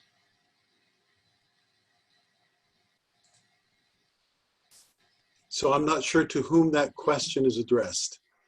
I think Dr. Nies, perhaps you should take that one if you would like. There has been a lot of very interesting research on meditation, studying these the swamis and the monks who have years and years of practice. Meditation has been demonstrated to be very effective at soothing and self-soothing, calming. It's a very important utilization of even progressive relaxation that is utilized in that early transition into meditation. Very useful for preparation in good sleep hygiene. So I usually recommend a breathing exercise at first, where you inhale through your nostrils to a count of 4, basically filling your lungs, holding it there, and then very slowly exhaling through your lips, your teeth, your mouth. Exhalation at least twice as long as inhalation, and repeat and do that 6, 7, 8 times. It allows kind of the brain in simple terms to reboot, reset. I'd like to follow that up with a sensory awareness, where people maybe close their eyes and listen to different sounds, tune into their body, find where the tension is, and then move into that progressive element of relaxation, tightening up and releasing, tightening and holding it, releasing it quickly. and going through all the major muscle groups in the body, and then moving that into some type of visual imagery. Guided imagery can be very useful, but we can do it on our own, thinking of a place of breathtaking beauty. So this is a way of transitioning from very hectic, chaotic, busy life and moving on it to develop that quiet space where we can meditate and where we can kind of cleanse our thinking and get in touch with ourselves and contemplate. And usually in the process of meditation, people experience intrusive thoughts and they go, oh, I'm failing at this. I don't do a very good job at this. This is horrible. Well, in fact, that's a great step because you're aware of what you don't want to be thinking about, and you are kind of blocking some of those intrusive thoughts. And then with practice, learning to move into that state in a quicker pace, soothing for the body, enhancing the immune system, and kind of settling down our jangled nerves, which is useful for stress management. And I think also for sleep regulation as well. So Dr. Nies, as someone who does not have a lot of experience with meditation, how would you define meditation based on what you described? A settling in, a calming down, a turning inward, an opening up at the same time. The descriptions that people will have as they learn to meditate, not only the soothing, but many times parts of the brain are activated where there is a sense of a loss of boundaries and there's a oneness. It's interesting when you take a look at some of the research on brain entrainment, which is basically where we listen to frequencies. Music can do that, but a variety of frequencies of moving it down into alpha, down into theta. And the research on alpha theta, whether it's through entrainment or even neurofeedback, is very interesting, very encouraging. So by definition, kind of a slowing down, turning within and opening up. And you know, maybe there are a lot of people in the audience who maybe would add to that and maybe in a more articulate way as well.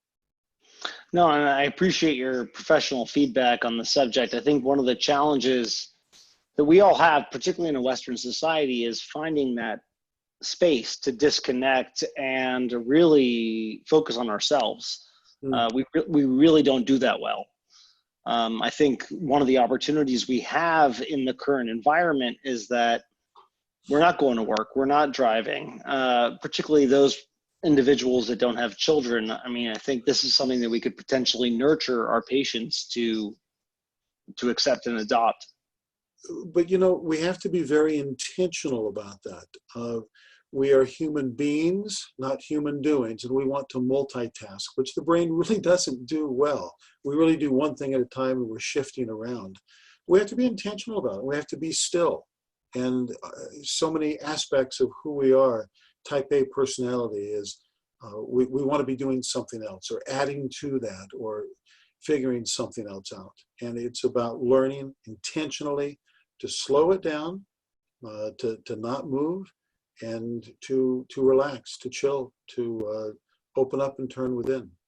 Dr. Nies, if I can actually add to that too, I think the thing of anchoring the question, I feel like it totally complements what you're talking about, because it really, as you said, we want to multitask, we want to do this, but we're not good at it. And so if you have 7, 8 things that you have to do during the course of the day, you try to do them all at once, you're going to fail. Versus if you anchor a time and you say this ends and then this starts, I think it allows the brain to do one thing at a time. Yeah, absolutely. And I actually want to add to that, as a neurologist, Dr. Akopian, as a neurologist, Dr. Nies, who focuses on mental health, I often see a number of patients who come to my office in their 40s who say, you know, I feel like I'm losing my memory. Do I have Alzheimer's? And these are young individuals who have no risk factors for any, you know, certainly neurovascular disease. After we go through the rigmarole of neuropsychological testing and trying to identify risk factors, we realize we're trying to multitask way too much. And when patients stop and focus and really dedicate their lives to one task at a time, they do better. We all do better. And in the context of this COVID-19 now, how do we better, first to Dr. Nies, how do we better focus our lives and create that environment? And then in response, Dr. Akopian, I would like you to say, okay, anchoring only works so much. What happens if I still can't sleep well? So I'm going to go back to Socrates, who said the unexamined life is not worth living. And we do have to be intentional and take the time to say, how am I doing? What are the values that I used to hold true? Am I living those values now? And, you know, we can't work all of the time. We need to slow down and kind of reflect. Love the concept of the anchoring. That was a great screen, that slide. Very, very important. Keeping a schedule, so very, very important. You know, we can stress ourselves to where we are scattered and we're not able to focus very well. We see this almost epidemic of attention deficit disorder with adults, many of whom, I don't know if they really had it as a kid. When I do the evaluations, I take a look at childhood symptoms and adult symptoms. And a lot of them, not always, these are people who are trying to do too much. And, you know, they mix in a lot of caffeine, they mix in a lot of alcohol. I had one patient years ago who was just struggling with sleep. And it turned out that he was drinking 2 liters of caffeinated soda in the evening while he was gaming, and then couldn't go to sleep afterwards. Not much of a surprise with that. So I don't know if I'm answering, if I wandered too far. That's definitely a great point. I mean, not with the gaming or the caffeinated sodas, but with the multitasking and beginning to lose my memory, I'm, you know, guilty of that. Rami, I'll make an appointment to come in and get the full evaluation, and then I'll go see Dr. Nies, you know. Well, I'm going to have to send you to Dr. Akopian for a sleep evaluation as well, because we also know that one of the things that also contributes to our inability to process information, especially when we're multitasking, is non-restful sleep. So, you know, when we talk about cognitive issues in neurology, we look at them from reversible and irreversible aspects. And I think it's important that we identify all the reversible aspects first, whether they're metabolic, whether they're sleep related, because these are things that we can all fix. Dr. Akopian, do you have a comment on that? You have, please. Dr. Akopian, can you unmute your microphone first? I keep forgetting, I'm sorry. I think I have memory loss. So touching on the reversible and irreversible characteristics, yeah, there are a lot of situations where I have patients, young patients, as Dr. Kleins pointed out, who come in with all these concerns, and you know in your gut, it's really a matter of lifestyle organization, depression, anxiety. I mean, so there's a sideline question here that I kind of want to feel like is appropriate to address now too. Does the long-term use of benzodiazepine increase the risk of Alzheimer's?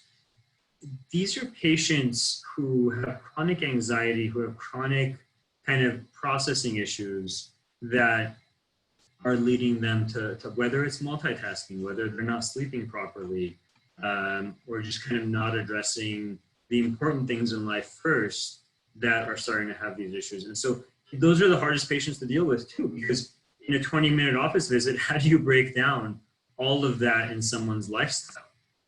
That's my biggest challenge. So at least I start with the easy things of the irreversible stuff. Well, let's do the MRI, see if you've had strokes. Let's do the EEG, see if there's seizure activity or whatever it is that we're looking for. And then maybe as we get to know each other better, we can peel the onions away, the little layers away. Thank you. And in follow up to that,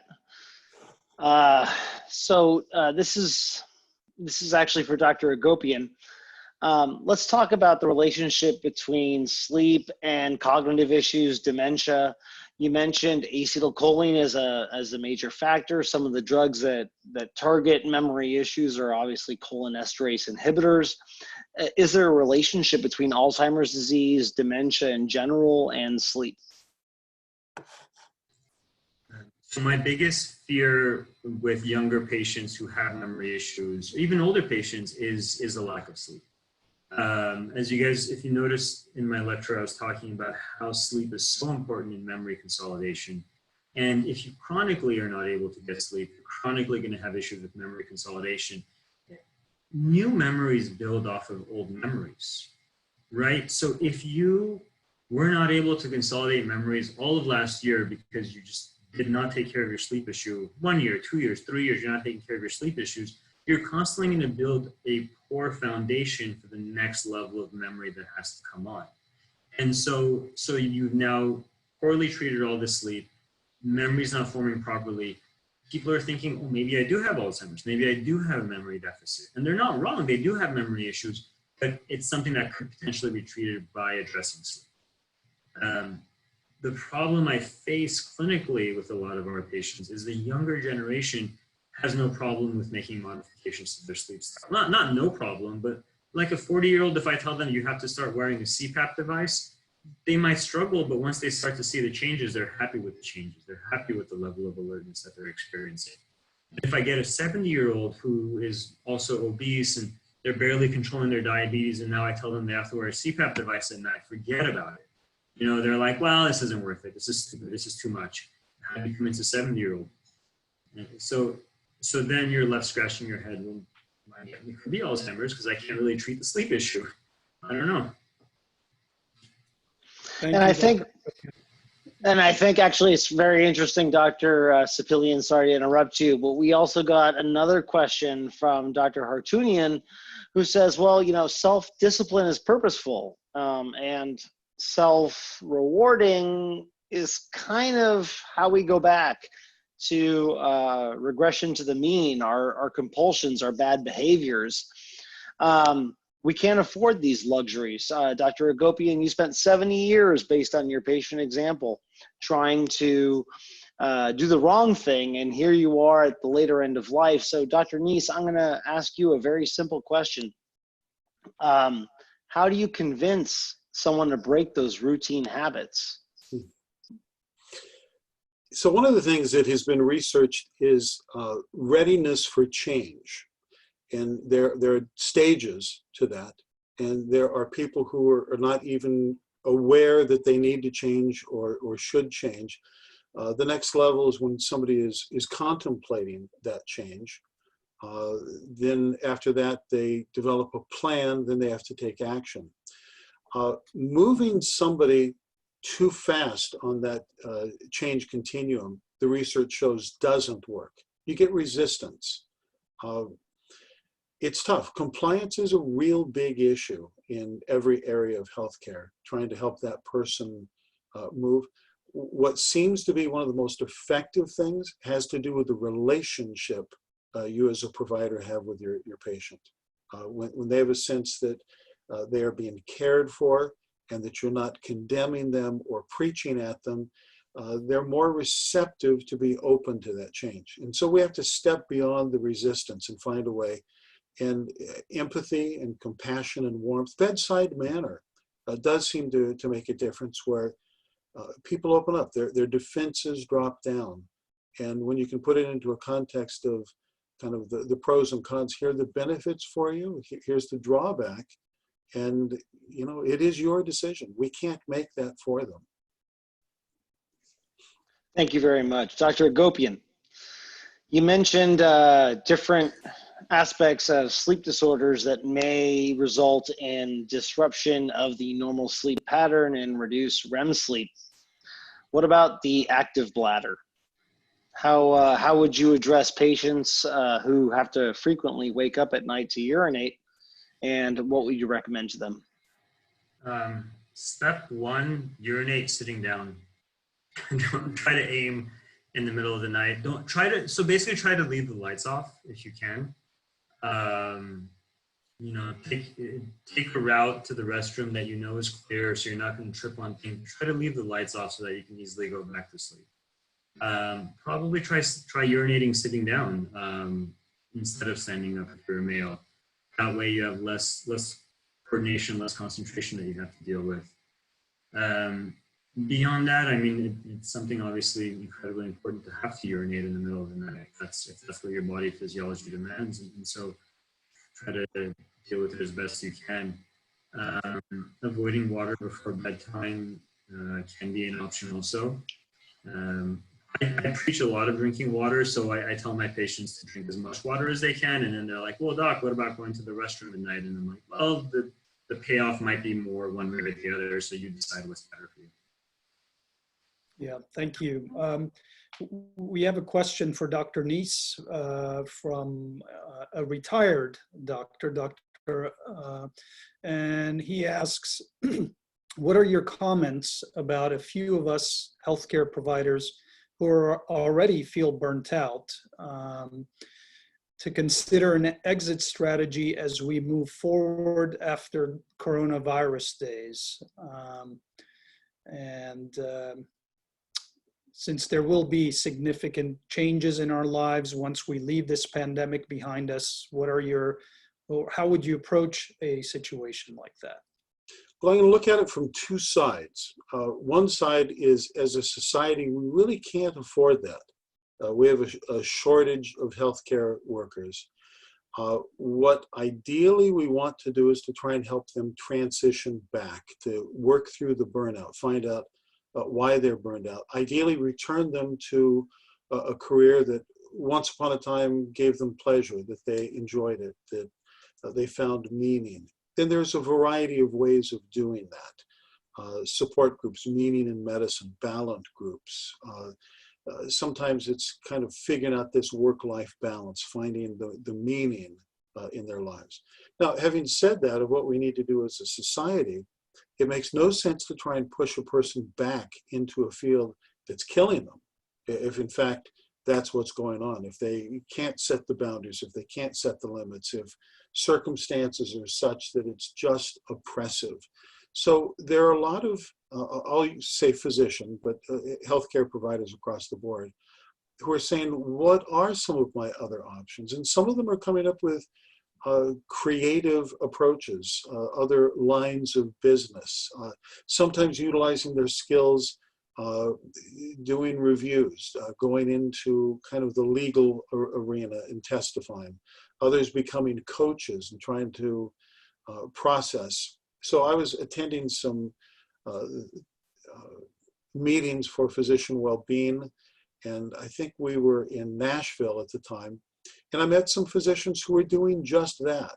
They had stopped doing, one was a female OBGYN. She had moved away from that practice, was functioning at home doing Skype sessions, consulting and coaching with other doctors who were dealing with burnout.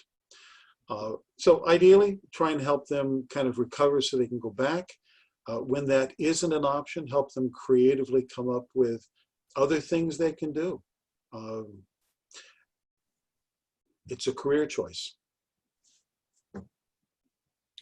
Thank you, Dr. Nies. There's a comment from Dr. Boris Baldasarian saying, greetings, Dr. Nies. I thank you for your excellent presentation. The media is fueling significant fear into every household. My perception is that majority of the media, including CNN, MSNBC, etc., thriving off the doom and gloom, which is exactly the point that you made. There is a question about, several questions about Alzheimer's disease, actually, and Dr. Akopian, if you can take this. Does long-term usage of benzodiazepine increase the risk of Alzheimer's disease? This is from Arsine Kalfayan. So Alzheimer's still continues to elude exactly where it comes from. We know it has to do with the accumulation of beta amyloid protein in the brain. I did mention the lymphatic system draining the beta amyloid from the brain, but that doesn't mean, so we don't exactly know, is it the lymphatic system that's not working properly?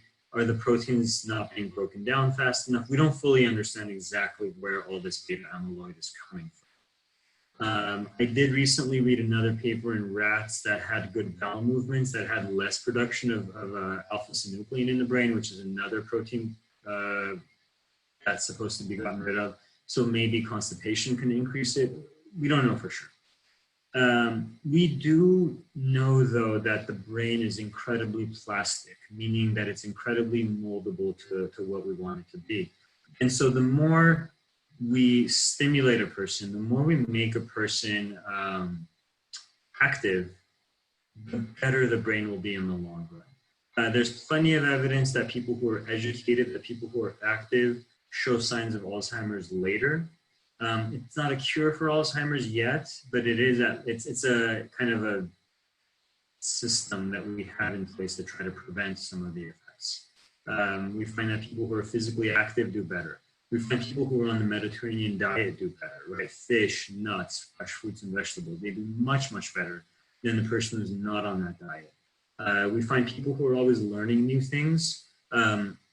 This doesn't, so I always get the question, for example, like the crossword puzzles help, Sudoku help, does chess help? Yes, but that's like chess helps you play better chess. Chess doesn't help you become a better brain. That's like saying, if I did squats every single day, would I run the marathon better? Yeah, but it's not going to train you for the marathon. And right, the brain is responsible for two things. That's right. That's my recent spiel.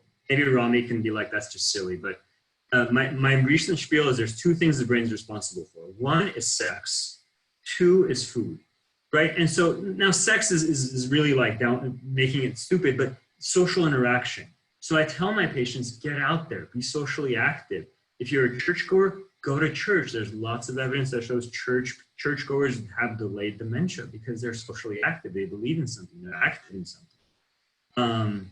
I'm sorry, I feel like I probably went a little bit tangent, but we don't have good answers. I'm sorry. But Dr. Akopian, one of the things that you just pointed out is that something that Dr. Nies actually pointed out earlier, which is the idea of social distancing versus physical distancing. And we should not be socially distancing. I mean, during this period, we actually have to be social. Dr. Nies, I mean, do you agree? We can't physically go to church, but there are means, just like we're doing now, to help us connect to our community. I totally agree with that. We are social beings. We are social creatures. This is a part of our very fiber.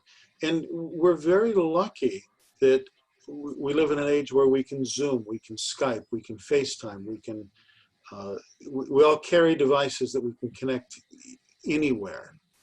It's really, really important. So although I haven't touched my kids or grandkids for, I don't know, 5-6 weeks, sometimes we'll drive over and they'll sit on the lawn and we'll be 20 feet away and we just want to see them and talk with them. And we need this. We needed a whole deal. I mean, little babies, we remember the research where the studies where little babies, when they didn't get touched, died in the orphanages and so forth.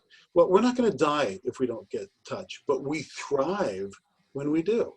And we can have that kind of symbolic. So my grandkids, when we FaceTime, will go like this, and they're giving me a hug. We need that. We need to reach out. We need to talk with people, and get a lot of our socialization in still, but do it from a distance. So we have a comment coming in from Tennessee, which I'm actually very proud of as delivering this content locally in California, but we have a comment coming from Tennessee. This comes from Rick Tryon, who mentions how pets can be beneficial in a situation like this, potentially by adding a schedule. I think this speaks to what Dr. Akopian said as anchors. Dr. Nies, I think it speaks to what you were commenting on as emotional connection. I'm going to give this to Dr. Akopian first, and then I'm going to ask Dr. Nies to follow up. 100% agree about pets. We just recently got a pet about 5 months ago. She has definitely become an anchor in our lives, but 100% agree about pets. It's a great idea. You need that, especially if, for example, your children have moved away and it's just, you're an older couple and you need something else going on. I think pets are a great idea. I don't know that I can really add a whole lot to that. Yeah, emotional support animals are a beautiful thing. Taking animals into hospitals has been shown to be ways of really helping patients calm down, using less medication sometimes for pain. Animals are wonderful. Dogs are just known as man's best friend, of course. So I think pets, Rick came up with a great comment. That's another way of self-regulating, self-soothing, and utilizing that. So thank you, Rick.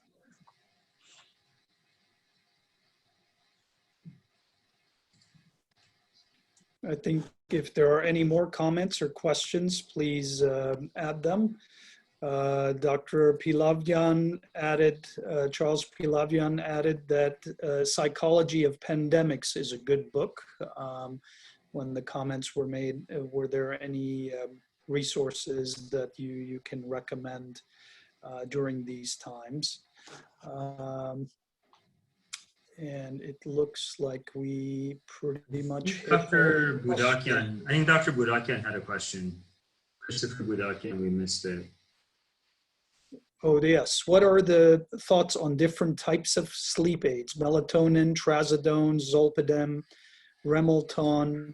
Do they have positive or negative effects on sleep patterns with long-term use? Dr. Nies, do you have any thoughts? I get frightened when I have patients who come in who have been taking benzos for 2 years. I don't prescribe. I'm a psychologist. But the way I view it is sleep aids are a wonderful temporary solution to temporary problems. I think the research shows that the cognitive behavioral approaches to sleep disruption are the most effective for long term, but they're difficult. Regulating sleep, going to bed on time, getting up at a certain time, letting sleep pressure build up to where you can be more effective with that, managing exercise. It's kind of a lifestyle thing, and I know I'm oversimplifying it, but the research that I've read on sleep shows that these approaches are far more effective long-term. Medication does alter the quality of sleep, but there are times they're so important. If somebody is in great distress, it can be really, really useful. But that's why it's best done by a neurologist, a psychiatrist. It's tricky stuff. If somebody's on medication for too long, they're just big time risks. So on the one hand, I'm going to say I'm not going to weigh in because I don't prescribe. On the other hand, I think I just did with apologies if there are other ideas. No, actually, I'm really happy. I wanted to hear your thoughts as a non-prescriber because so many people these days are talking about overuse of prescription medication, and I feel like your perspective is so valuable. But from my end too, one of the things we're learning a lot is there's so many ways to modify your sleep schedule through behavior, through time controls, through anxiety, through sunlight, through television. So there's so many more ways to modify sleep than through medication. And so to mirror what you're saying, I do agree that they're temporary crutches. Ultimately, this needs to be something where it's a lifestyle modification to get your best control. Yes, some people I think do need medications long term. I have seen patients who have been on years and years of Ambien, and they're doing fantastic. They're doing really, really well. But for example, benzodiazepines, they're going to reduce your REM sleep. So that's not a great idea anyway. Yeah, great points. We do have a question from Dr. Huckabee, Lucy Huckabee, who's asking, what's the cause of nightmares? I don't know, eating too much before bed.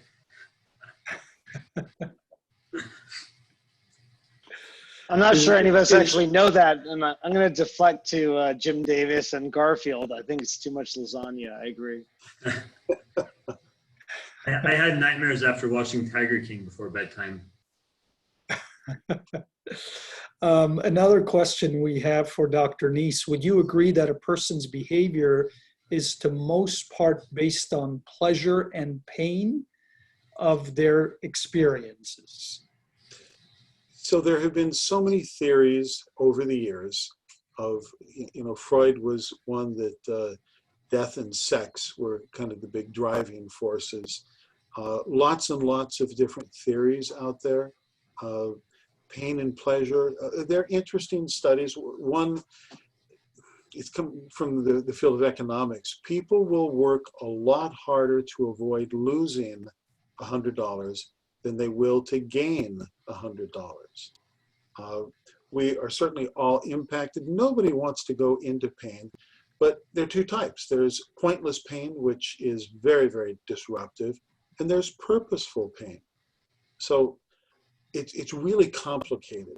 Human beings can be viewed, the brain, sleep-wake cycles, from very complex mechanisms to also we can be overly simple. Pain, pleasure, boy, we all, we jump to those things, but it's more complicated than that. When we add in purpose and meaning, we're willing to go through pain to sacrifice for somebody else. And I think the COVID crisis is recognizing that.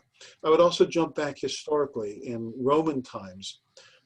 During pandemics in Rome, the leaders and the wealthy left Rome. They went to the villas, and they were literally stepping over dying and dead bodies. And who was there ministering? It was the Christians, and that changed world history. It wasn't just the fear of their own demise or getting sick. There was a larger component, purpose and meaning, that they were willing to do that even at their own risk, because there was a mission with that, so to speak. And it changed the whole outcome of Christianity, because many people in Rome were saying, these people are amazing what they're doing. They didn't leave. But we can never get away from, we respond and recoil, as do single cell organisms, to pain, to aversive things. Pleasure isn't always as rewarding, but avoidance of pain, and then that can move us into the whole concepts of depression and learned helplessness when we can't escape that pain. So yes, pain and pleasure, it's a part of life, but I think why we do things, it oftentimes is very, very complicated. So that was a quick, short, simple, clear answer, wasn't it? That was a great answer indeed. I think we went 1 minute over. It looks like it's 9:02. So I'm going to take this opportunity to really thank both of our outstanding speakers today, Dr. Vahe Akopian, Dr. Douglas Nies. We will definitely continue to invite you for future activities. I'd like to thank our CME committee for really, and the leadership of the organization for really being active under the leadership of Dr. Galstian, who will be speaking in the coming days. Please look out for your emails. Do give us feedback. We do want to hear from you. The response from these sessions have been overwhelmingly positive. All the talks are being archived on the website, so please go to aamsc.org. There's a tab for webinars. All these talks are being archived. Also, instructions on how you can claim CME credits are there. If you found this or any of the other webinars useful, please share them. You can copy the link and share them on your social media pages. You can send them via text or email. We're working hard to make sure that we get the most relevant information to you and in an educational manner and fulfilling our required CME credits at the same time. Thanks for being here with us. These are hard times. We are aware of it. We're working hard, both locally here and globally. We're changing. Of course, change is a part of life, and inevitably these events of 2020 is going to change. Our mission, however, has remained the same. It's just that we may take a different approach to it, and we have to do best with the circumstances we have. And like Dr. Nies said, most importantly, don't forget to take care of yourselves and take care of your loved ones. We should really put this into perspective. This pandemic is going to be over. Work on doing something to make each other better. And so when we get out on the other side of this, we truly will be a better society. In any event, thank you very much. Please join us again tomorrow evening. Thank you for our speakers again, and please be safe, stay well, and stay healthy. Thank you.